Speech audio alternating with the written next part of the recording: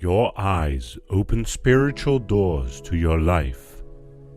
There are two major gates into the life of every one of us, the ear gate and the eye gate. These are not the only gates, but they are the two primary ones. What you subject your ears to hear and your eyes to see will determine who you will eventually turn out to become. Our focus today is, however, on the eye gate and how it opens spiritual doors in our lives. Our eyes are a gate that leads to our hearts and our spiritual lives.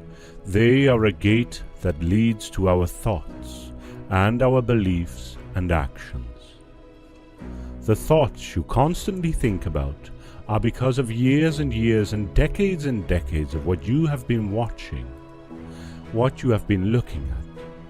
What you see largely determines how you think, how your mind is wired. What is the state of your spiritual life? Do you know what this tells me? This tells me that I must be ever so careful what I allow my eyes to see. You have to be so careful as to what you allow your eyes to see. A Christian must be selective over the type of things they watch and listen to. Don't just watch any filth the TV or the internet presents in front of your eyes. Guard your eyes. I am telling you now, if you learn to guide your eyes, you will save yourself from so many bad situations and bad decisions. More seriously is the fact that what we see physically can permeate into our spiritual life and corrupt our spirituality. Anyone who can guard and discipline his or her heart would have automatically protected his or her heart from being polluted. There is an undeniable, unquestionable, unequivocal link to the human eye and the human mind. There is an undeniable, unquestionable, unequivocal link to the human eye and the human heart. You cannot deny this link.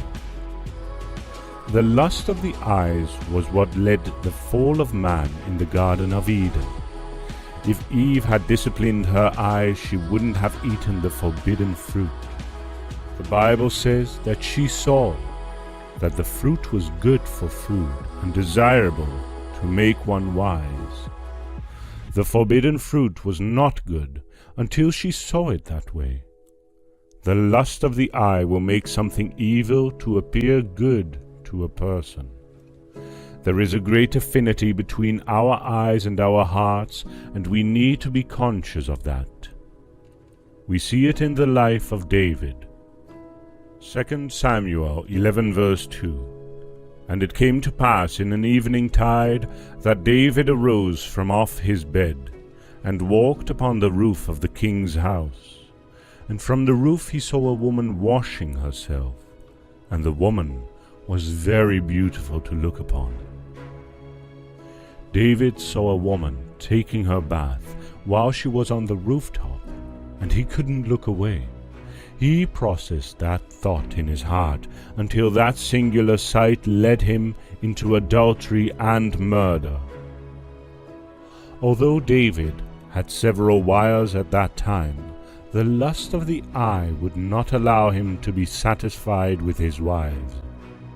What was it that Bathsheba had that the wives of David did not possess? But people who cannot discipline themselves on what they watch will eventually end up acting foolish and putting themselves in big troubles. Your eyes can put you in trouble, but before they do, you can stop them. You can stop them. Don't feed your mind with lustfully images. The thing you watch will eventually become thoughts, and those thoughts will become action. If you want to live a holy life, if you want to live a life of righteousness, a life of obeying the commands of God, you cannot allow your eyes to watch whatever they want. As a Christian, you need to set up boundaries for yourself. And if you are a parent, it is your duty, It is your responsibility to set up boundaries for your children. There are so many apps now that allow parental locks. Set them up and protect the mind of your child. Don't allow the internet and TV and the society to raise your children. They are your children. They are your responsibility. You need to be in their business. You need to know what they are watching, who they are hanging around, who they associate with. You have to watch what they look and what they watch, because that influences the way they think, and that will shape their future. And you need to practice what you preach. Don't discipline your children to watch on certain things, but yet you watch all sorts on the TV and internet. Guard your eyes. Protect them. It is amazing how Jesus connected what we do with our sight with fornication and adultery in Matthew 5 verse 27 and 28, which says, "Ye have heard that it was said by them of old time, Thou shalt not commit adultery. But I say unto you, that whosoever looketh on a woman to lust after her, hath committed adultery with her already in his heart." In the Old Testament, the law only prosecuted those that are caught in the act of adultery or fornication or other forms of immorality. Back then, if an adulterer is not caught with evidence, then he or she is free from the law. Again, in the Old Testament, there was nothing said about the lust of eyes, which is the foundation for the committal of sexual sins.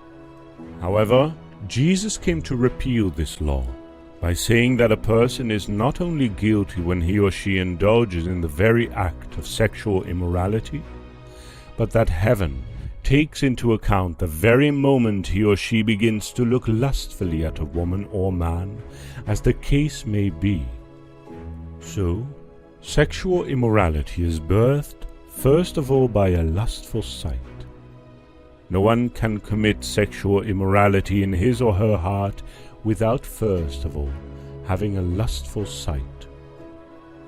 So the discipline of our eyes is very important if we are going to secure our spiritual lives. You have an eyelid so that you can shut your eyes from evil sights. The decision to look at or look away is always yours and mine, and we are going to give account for what we do with that liberty. Every one of us just have to discipline ourselves like Job to make a covenant of purity with our eyes. Job 31 verse 1, "I made a covenant with mine eyes. Why then should I think upon a maid?" Any man that does not adopt the discipline of Job will mess himself up, especially in this extremely corrupt generation. Any woman that does not adopt the discipline of Job will mess herself up, especially in this extremely corrupt generation. Take accountability for your eyes. You are in control. You are in charge.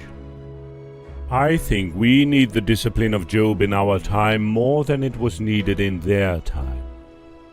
Anywhere you go nowadays, you are just bombarded with the lust of the eyes. Shops, colleges, airports.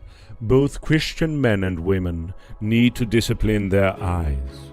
We must make a covenant with our eyes. Jesus knew what it implies if we have to fight the battle of our sight in order to overcome immoral sins, when he said in Matthew 5 verse 29, "And if thy right eye offend thee, pluck it out, and cast it from thee. For it is profitable for thee that one of thy members should perish, and not thy whole body should be cast into hell." Jesus does not mean that we should blindfold our physical eye. He was referring to the spiritual discipline to which we must place our eyes. Instead of giving pleasure to your eyes by watching pornography videos, it is better to deny your eyes than to have the whole of your body cast into hell. Dear husband, you are only to have eyes for your wife. Dear wife, you are only to have eyes for your husband.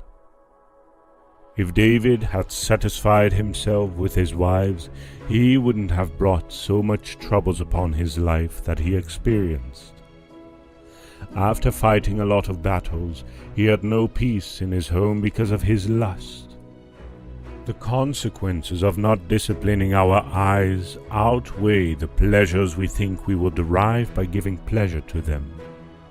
As a man, when you begin to look outside your home for another woman, then you are set to pierce your heart with a lifetime of sorrow. The Bible already establishes that the reward for immorality is wounds and dishonor. We must discipline our eyes before it gets us into trouble.